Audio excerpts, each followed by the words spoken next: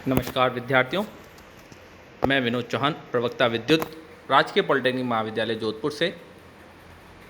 आज का टॉपिक है E209 electrical workshop. Second year का विषय है। चैप्टर है 5th डोमेस्टिक अप्लाइंसेस, घरेलू उपकरण। घरेलू उपकरण में हम चर्चा करने से पूर्व सबसे पहले देखते हैं हीटिंग इफेक्ट, ऊष्मीय प्रभाव। तो हमें पता है कि जब धारा किसी चालक से प्रवाहित होती है तो वह ऊष्मा उत्पन्न करती है उस चालक तार में। Example, electric kettle, electric press, filament lamp etcetera. सर्वप्रथम जूल ने इस प्रभाव के ऊपर स्टडी की और उसने प्रैक्टिकली पाया कि जो हीट एनर्जी है, ऊष्मीय ऊर्जा की मात्रा है, वो वायर में कुछ गुणांक पर निर्भर करती है। वो गुणांक निम्न है। सर्वप्रथम है हीट एनर्जी, जिसे W से रिप्रेजेंट किया गया है। वह सदैव धारा के वर्ग के समानुपाती होती है, means W proportional to I²। द्वितीय है W directly proportional to R। R यहाँ रेजिस्टेंस, प्रतिरोध को निरूपित कर रहा है। तीसरा है W proportional to T, time, समय के समानुपाती। इस प्रकार यदि इन तीनों को एक साथ लिखा जाए तो W समानुपाती R I²T। जब समानुपाती का चिन्ह हटता है तो एक स्थिरांक लिखा जाता है, तो यहाँ सूत्र बन जाएगा W बराबर K I²RT। SI यूनिट्स के लिए इस कांस्टेंट का मान सदैव 1 होता है, इसलिए इस प्रकार से यह ऊष्मा ऊर्जा का सूत्र बन जाता है W बराबर I²R इंटू T। जूल्स का लॉ क्या है? तो जूल्स का लॉ है पावर, शक्ति, जो कि rate at which work is done.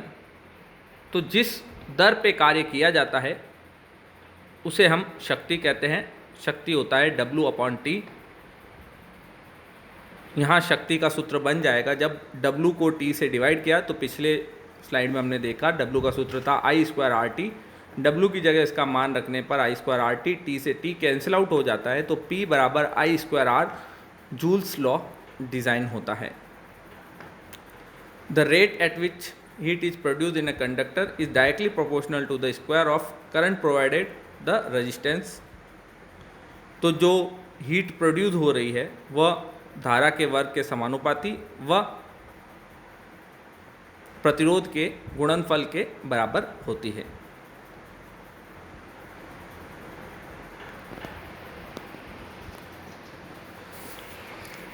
इस स्लाइड में हम देखेंगे कि ऊष्मीय एक विद्युत धारा के ऊष्मीय प्रभाव के क्या क्या एप्लीकेशन है, उपयोग क्या क्या हैं। तो सबसे प्रथम इसमें जब धारा को एक उच्च प्रतिरोध से प्रवाहित करते हैं तो उच्च मात्रा की ऊष्मा ऊर्जा उत्पन्न की जा सकती है। इस प्रकार एक विद्युत ऊर्जा को ऊष्मीय ऊर्जा में रूपांतरित किया जा सकता है और यह जो प्रभाव है, ऊष्मीय प्रभाव, इसको बहुत से विद्युत उपकरणों में कार्य में लिया जा सकता है। सेकंड है, इसमें बताया गया है कि ऊष्मीय ऊर्जा के प्रभाव को घरेलू उपकरण, electric iron, room heater, water heater, immersion rod, geyser इत्यादि में काम में लेकर उपकरण बनाए जा सकते हैं। ये सारे उपकरणों का प्रतिरोध की कोयल का प्रतिरोध उच्च होता है। इसमें एक उच्च प्रतिरोध की कोयल लगाई जाती है जो कि नाइक्रोम धातु की बनी होती है। बेसिकली नाइक्रोम एक एलॉय है, मिश्र धातु है, निकल, क्रोमियम, मैग्नीज और आयरन से मिला हुआ होता है, बना हुआ होता है। नाइक्रोम को यूज़ करने का कारण है कि ये जो हीटिंग कोयल है इसके कुछ गुण हैं इसमें। फर्स्ट, उच्च मेल्टिंग पॉइंट है, इसका जो गलनांक बिंदु है उच्च होता है, प्रतिरोध उच्च होता है। सेकंड एंड थर्ड, कोयल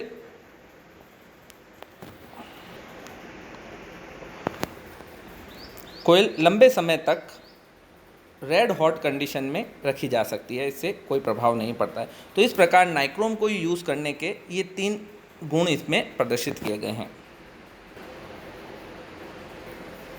इस स्लाइड में दिखाया गया है कि एक हीटिंग एलिमेंट की जो डिज़ाइनिंग की जाती है, तो एक हीटिंग एलिमेंट में वास्तव में क्या क्या गुण आवश्यक हैं वो इसमें बताया गया है। सबसे पहला गुण होना चाहिए हाई स्पेसिफिक रेजिस्टेंस, जो उसका प्रतिरोध गुणांक है, विशिष्ट प्रतिरोध गुणांक, वो सदैव उच्च होना चाहिए। उच्च प्रतिरोध गुणांक से यह बेनिफिट है कि स्मॉल लेंथ का वायर भी उच्च मात्रा में ऊष्मा उत्पन्न कर सकता है। सेकंड है हाई मेल्टिंग पॉइंट।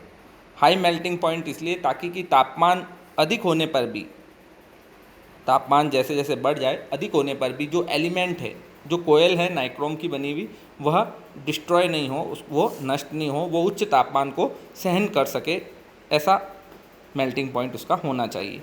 थर्ड है low temperature coefficient of resistance. तो जो प्रतिरोध है उसका तापमान गुणांक जो है वो निम्न होना चाहिए, अर्थात कि प्रतिरोध जिस तापमान पे कार्य कर रहा है, तो तापमान के कारण प्रतिरोध के मान में अधिक बदलाव न आए, प्रतिरोध का मान स्थिर रहे, ऐसा प्रतिरोध जनरली काम में लिया जाता है। यह तभी संभव है जब उसका ताप गुणांक जो है प्रतिरोध का वह निम्न हो।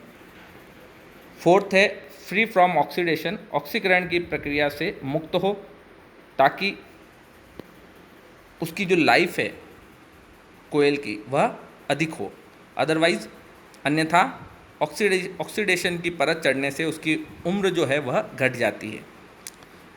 नेक्स्ट है हाई मैकेनिकल स्ट्रेंथ, उच्च यांत्रिक क्षमता, अर्थात जो यांत्रिक वाइब्रेशंस हैं, यांत्रिक प्रतिघातों को सहन करने की क्षमता उसकी उच्च होनी चाहिए। Non corrosive. Next, non corrosive में एलिमेंट जो है उसकी वातावरण के प्रति प्रक्रिया करने की जो और रासायनिक फ्यूम्स, धुआं, फ्यूम्स या पदार्थों से प्रतिक्रिया करने की क्षमता कम होनी चाहिए, उनसे प्रतिक्रिया नहीं करे ऐसा पदार्थ होना चाहिए। एंड लास्ट है इकोनॉमिकल, तो जो कॉस्ट ऑफ मटेरियल है वह अधिक नहीं होनी चाहिए ताकि इजी वे में उसका निर्माण किया जा सके। तो यह हीटिंग एक एलिमेंट को चूज़ करने के कुछ फैक्टर्स प्रदर्शित किए गए हैं। नेक्स्ट है मटेरियल फॉर हीटिंग एलिमेंट्स।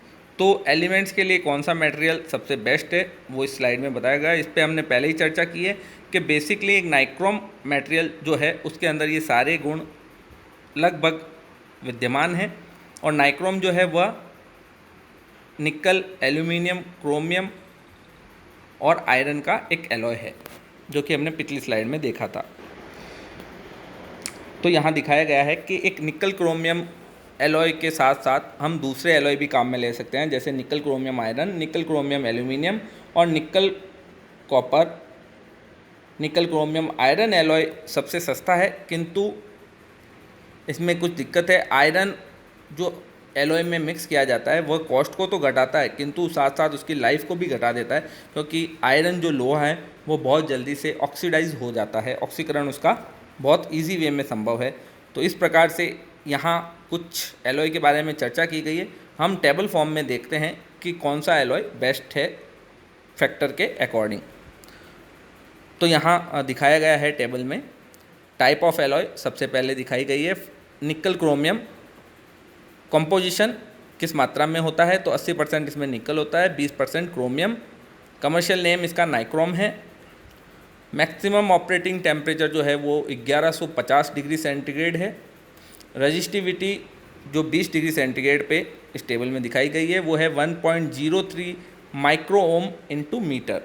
तो ये स्पेसिफिक रेजिस्टेंस शो किया गया है यहाँ पे। स्पेसिफिक ग्रेविटी जो है वो है 8.35। सेकेंड है निकल क्रोमियम आयरन। यहाँ इस एलॉय में 60% निकल, 16% क्रोमियम और 24% आयरन का मिक्सचर यूज़ किया जाता है। कमर्शियल नेम इसका कुछ नहीं है। Maximum operating temperature 950 degree centigrade है। Specific resistance 1.06 micro ohm into metre और स्पेसिफिक ग्रेविटी है 8.27। थर्ड है निकल कॉपर, 45% निकल और 55% कॉपर। इसे यूरेका और कॉन्स्टेनेंट भी कहा जाता है। जनरली इसके रेजिस्टेंस हैं वो डिज़ाइन किए जाते हैं। मैक्सिमम ऑपरेटिंग टेम्परेचर इसका 400 डिग्री सेंटीग्रेड है। स्पेसिफिक रेजिस्टेंस सबसे कम 0.49 माइक्रो ओम इंटू मीटर है। Specific gravity 8.88। Fourth last one है आयरन क्रोमियम एल्यूमिनियम, इसमें 70% आयरन 25% क्रोमियम और 5% एल्यूमिनियम मिक्स किया जाता है। इसका कमर्शियल नेम है कांथल। मैक्सिमम ऑपरेटिंग टेम्परेचर इसका 1200 डिग्री सेंटीग्रेड है। Specific resistance 1.4 micro ohm into metre है। Specific gravity 7.20। तो इसी के साथ हम देखते हैं causes of failure of heating element, कि हीटिंग एलिमेंट के फेल होने के, उसके फेलियर के क्या क्या कारण हैं। तो फर्स्ट है हीटिंग एलिमेंट फेल होने के कुछ कारण यहाँ दिखाए गए हैं। सबसे पहले है फॉर्मेशन ऑफ हॉट स्पॉट।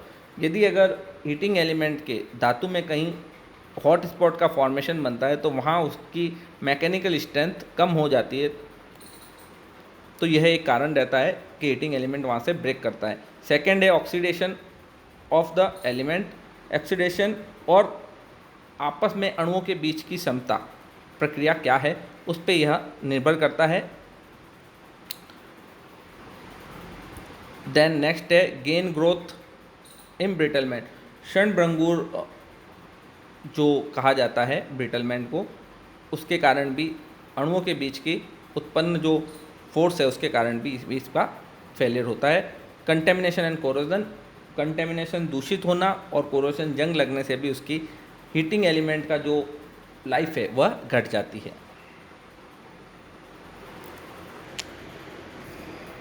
तो इसी कड़ी में हमने देखा कि हीटिंग इफेक्ट क्या है, हीटिंग इफेक्ट एलिमेंट की डिज़ाइनिंग कैसे की जाती है। अब कुछ घरेलू उपकरण का इस चैप्टर में स्टडी करना है। तो उसमें कड़ी में सबसे पहले है table fan. Table fan basically single phase induction motor इसमें यूज़ ली जाती है, और एक सिंगल फेज इंडक्शन मोटर का जो बेसिक सर्किट डायग्राम है वह पहले चित्र में दिखाया गया है।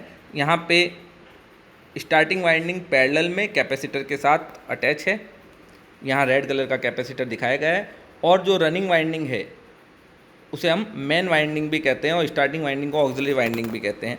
तो इस प्रकार से वाइंडिंग के कनेक्शन किए जाते हैं, और सेंटर में रोटर रहता है। बेसिकली ये एक स्क्वायरल केज रोटर होता है। यहाँ पे फेज़ और न्यूट्रल की सप्लाई प्रोवाइड की जाती है।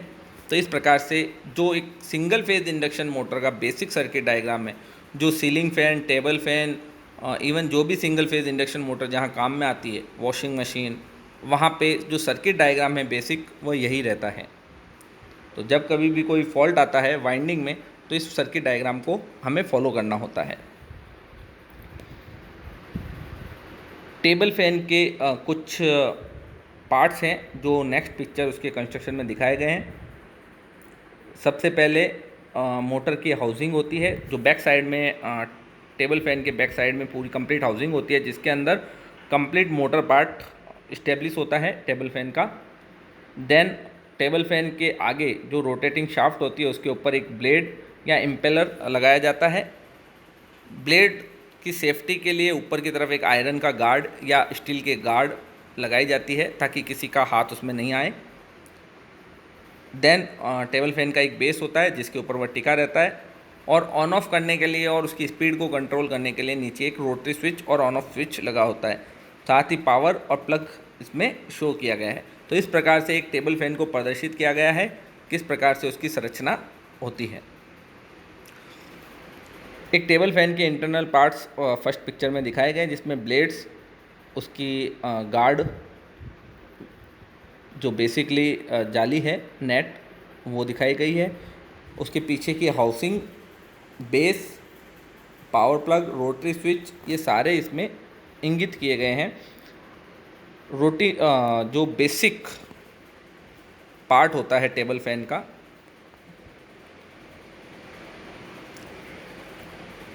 मोटर हाउसिंग की जो सेकंड फोटो है मोटर हाउसिंग की, उसमें दिखाया गया है। इसमें दिखाया गया है किस प्रकार से एक इंडक्शन मोटर का पिक्चर दिखाया गया है, जिसमें टॉप की तरफ एक ब्लैक कलर का कैपेसिटर भी अटैच है, और अंदर की तरफ ये वाइंडिंग दिखाई गई है जो स्टार्टिंग और रनिंग वाइंडिंग है। बीच में रोटर है, और रोटर से ये एक शाफ्ट है जो लंबी शाफ्ट बाहर आती है, और इसके ऊपर ब्लेड अटैच होते हैं। नीचे पिक्चर में दिखाया गया है सेलेक्टर स्विच। तो ये एक सेलेक्टर स्विच है जो कि स्पीड को कम ज़्यादा करने के लिए काम में लिया जाता है। यहाँ एक रोटरी स्विच भी दिखाया गया है और पुश बटन स्विच भी। तो बहुत से टेबल फैन में रोटरी स्विच होता है, बहुत से टेबल फैन में पुश बटन स्विच होता है, जिससे आप स्पीड को कम ज़्यादा कर सकते हैं। बेसिकली इस रोटरी स्विच में एक उच्च प्रतिरोध काम में लिया जाता है। आप जैसे ही उच्च प्रतिरोध श्रेणी में डालते हैं वह विभव को घटा देता है, वोल्टेज को ड्रॉप करता है, उससे उसकी स्पीड डाउन हो जाती है। अब एक टेबल फैन में क्या क्या दोष आ सकते हैं, उसका कैसे निवारण किया जा सकता है, ये इस टेबल में दिखाया गया है। सर्वप्रथम जब फैन नहीं चलता है तो हमें चेक करना होता है कि जो तार को सॉकेट में लगाया गया है वो सही तो लगाया गया है, सॉकेट में सप्लाई आ रही है या नहीं आ रही है, प्लग को चेक कर सकते हैं। फिर हम कंटिन्यूटी चेक करते हैं और रोटर की जांच करते हैं इसमें कि सप्लाई इंटरनल पार्ट्स तक पहुंच रही है या नहीं पहुंच रही है। पंखे की मोटर सेकंड है, पंखे की मोटर स्विच को घुमाने पर उचित व्यवहार नहीं करती है। तो गति नियंत्रण की जांच करते हैं हम इसमें, जैसे कि पंखे की मोटर स्विच को घुमाता है तो वो घूम नहीं रही है, तो हम देखते हैं कि जो सीरीज रेजिस्टेंस है वो परफेक्ट है या जो भी रेजिस्टेंस है या कंट्रोलिंग की जो रोटरी स्विच लगा है वह कहीं डैमेज तो नहीं हो गया है। इस केस में क्या होता है कि मोटर की जो स्पीड है वह सही से बिहेव नहीं करती है। मोटर धीमी गति से चलती है, वह बिजली व्यय अधिक करती है। हाई स्पीड पे भी अगर मोटर धीरे चले तो उसको चेक करते हैं, हम देखते हैं कि सबसे पहले हम वाइंडिंग चेक करते हैं कि वाइंडिंग में कुछ टर्न्स शॉर्ट तो नहीं हो गई है या कोई वाइंडिंग ओपन तो नहीं है। रोटर के शाफ्ट की जांच करते हैं कि रोटर के शाफ्ट में कोई बैंड तो नहीं है। थर्ड बियरिंग को चेक करते हैं कि बियरिंग में कुछ कचरा जाम हो गया हो या ज़्यादा टाइट हो गए हो बियरिंग्स, तो बियरिंग को हम साफ़ कर लेते हैं, प्रॉपर ग्रीसिंग करते हैं, स्मूथ हो जाते हैं। कितनी बार ये प्रॉब्लम जनरल रहती है कि बियरिंग जाम होने लग जाते हैं। फोर्थ है पंखा आवाज़ करता है, कितनी बार टेबल फैन जो साउंड करता है तो हम सबसे पहले उसके जो सर्किट्स हैं उनको चेक कर लेते हैं कि कहीं सर्किट में कोई लूज़ चीज़ तो नहीं है, जैसे ढीले पेच, ये ब्लेड को जांच कर लेते हैं। कितनी बार बियरिंग जाम हो जाते हैं या बियरिंग में कोई कचरा आ जाता है तो उससे भी साउंड होता है, तो हम उसको वापस बियरिंग को घुमाव चेक कर लेते हैं और ग्रीसिंग अच्छे से कर लेते हैं, या ग्रीसिंग कम होने से भी बियरिंग थोड़ा साउंड करते हैं। रोटर शाफ्ट अगर डैमेज हो गई है, ढीली है, तो ये भी चेक कर लेते हैं, इसकी वजह से भी टेबल फैन साउंड करता है।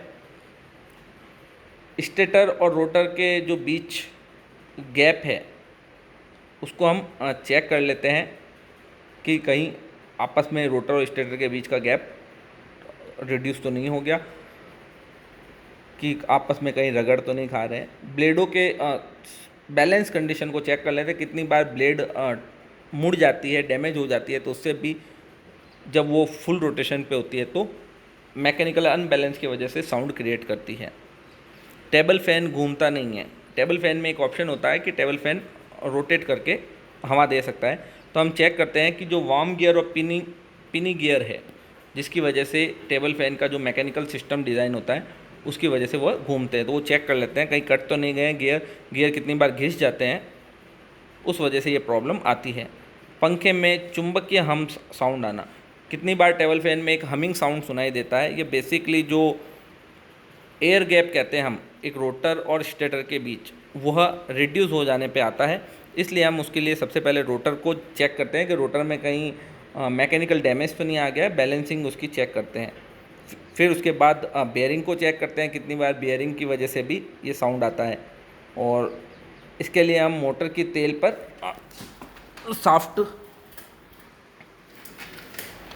मोटर पे शाफ्ट पे तेल लगाते हैं, जिससे कि उसकी स्मूथनिंग बन जाए। तो इस प्रकार से हमने देखा कि टेबल फैन में क्या क्या फॉल्ट हो सकते हैं और किस प्रकार से एक टेबल फैन कार्य करता है।